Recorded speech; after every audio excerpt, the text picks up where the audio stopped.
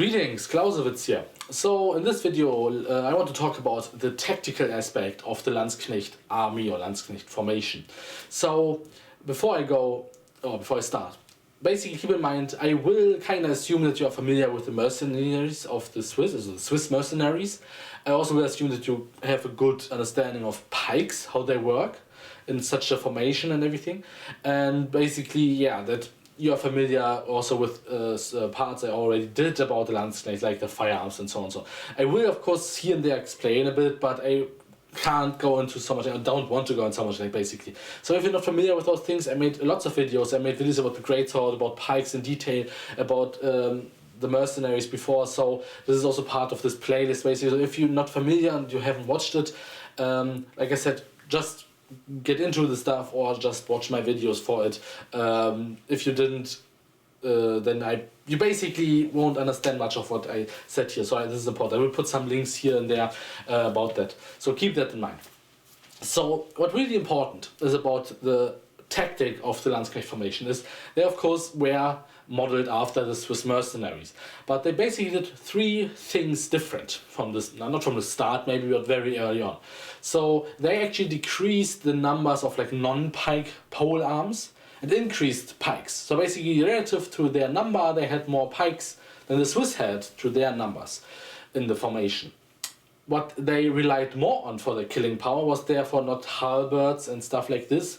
They relied more on close quarter melee weapons like shorter swords or daggers, knives, stuff like this. And very famously, of course, the Katzbeiger is like a short sword and basically just shows up in this context of the Landsknechts and is very associated with them for this reason. And they also focused more on ranged combat, especially in the aspect of actually weaken the enemy beforehand with something which I can kind of rely on, that it will weaken every army, especially so dense ones. And this way firearms are good warfare. I explained this also, like I said, in my firearm video. So those things were especially changed here. And they still used halberds and greatswords and partisans, so basically like different pole weapons than the pike, but in a lesser number. This is what really the point is here. And keep in mind they actually fought mostly against other similar formations, so against other Landsknechts, against other Swiss, or then of course against other mercenaries who fought in a similar style, were like trained in this style of formation. And so they kind of wanted to exploit, of course, the weaknesses of this formation, also to counter its strengths and so on, which is of course some fundamental things about fighting in general, or when it's about competition of any sort. And what they did, they weren't so much into the whole rushing into melee as the Swiss were.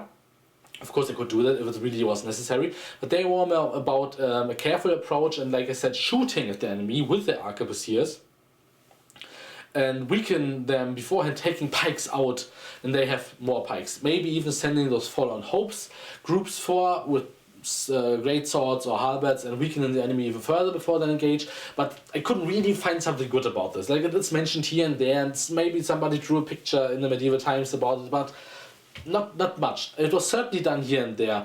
Also, I suspect it wasn't something very new to do, but it seems also to get less and less important over the years. So I wouldn't say this is a big factor in here. It was a thing, it was done here and there, but like I said in my greatsword videos, greatswords basically became less and less common on the battlefield, only for very specific roles, and mostly for ceremonial use. So this is also a thing, this is what I mean, they basically decrease those kinds of weapons. And why? The reason is, of course, if two pike formation clash and you are kind of locked in here, and like I said, watch my pike videos about this whole what pikes actually do in those situations and why it's so important. If you take out pikes beforehand, of course, it's much easier for you to keep the enemy at bay.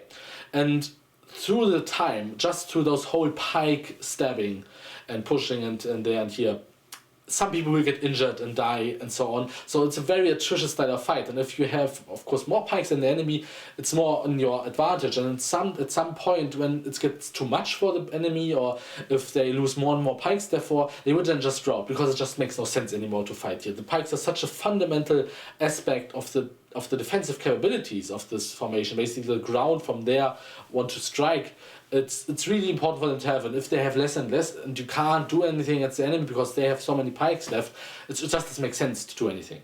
You then just start routing. This is a big part about routing. Just doesn't make sense to fight. Not so much in a way of I'm so afraid, I'm so terrorized that I will die or so, or I just run headlessly. This is not so much about routing in this case. Routing can be in this way, but routing is a lot about it just doesn't make sense to fight anymore. I will talk about routing in a different video, but it's not so much about terror and being afraid or so.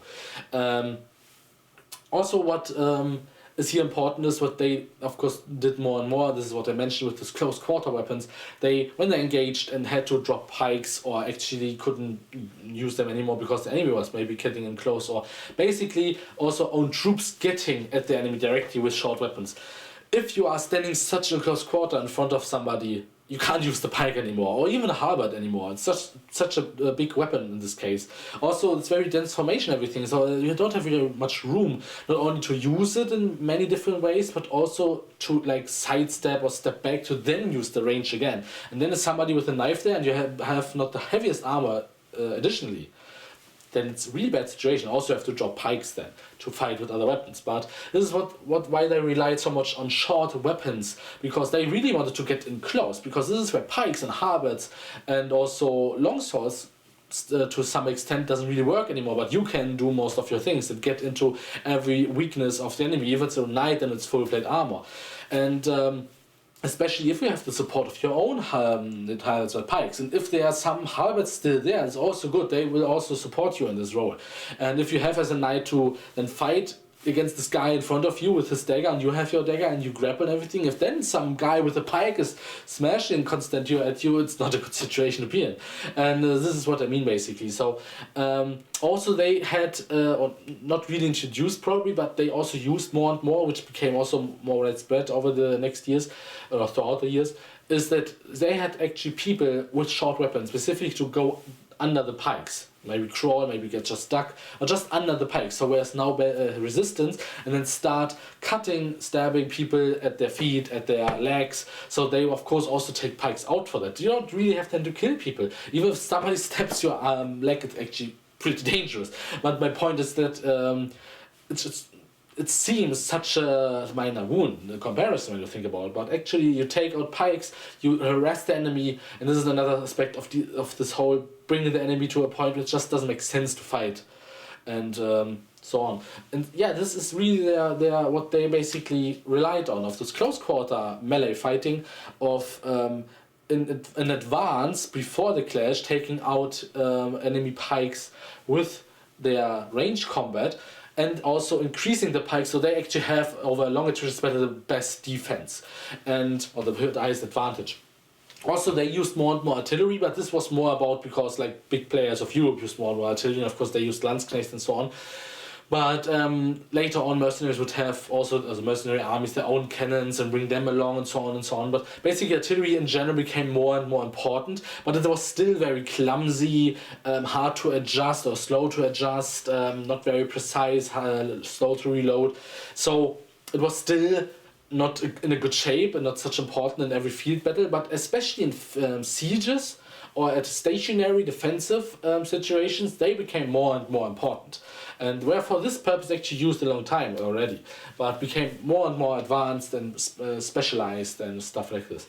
So this was also a factor. Also, the actually Landsknechts started fighting in conjunction with other troop types. There's also a form of mercenary cavalry, which actually showed up with the Landsknechts over the years. I will talk about them maybe in the next video or so, but this became also more a thing. So it wasn't so much anymore like the Swiss just on their own, just the melee, just like pikes, halberds, and this is it. Or mostly they fought against other mercenaries like the Swiss as well. Also, they had much more funding behind them at first, and then because they were so successful, became more widespread, and therefore had also their own funding or get still more and more funding, so they could actually apply those combined tactics as well. And also they actually their formation advanced or gets advanced over the time. Basically, the Spanish tercio, or how it's pronounced correctly, is basically the next big step. And I will also, of course, go into this area with those videos here. But yeah, Also keep in mind that this Landsknecht formation already before like the Spanish terrace shows up also started to change. This is what I meant here. They decreased the other weapons and increased pikes and so on and used more artillery and everything. So don't imagine that they showed up and they were already like this from in the fullest extent. So basically at first they were very similar to the Swiss formation and then changed rapidly more into this stage of more pikes, more close quarter fighting, and heavily relying on range combat, or much more than this was basically. If you enjoyed this video, please give it a like and subscribe to my channel. I talk about military history and theory here, and click here for the next part of this video series, or click here to start the whole playlist from the beginning. So hopefully, see you soon.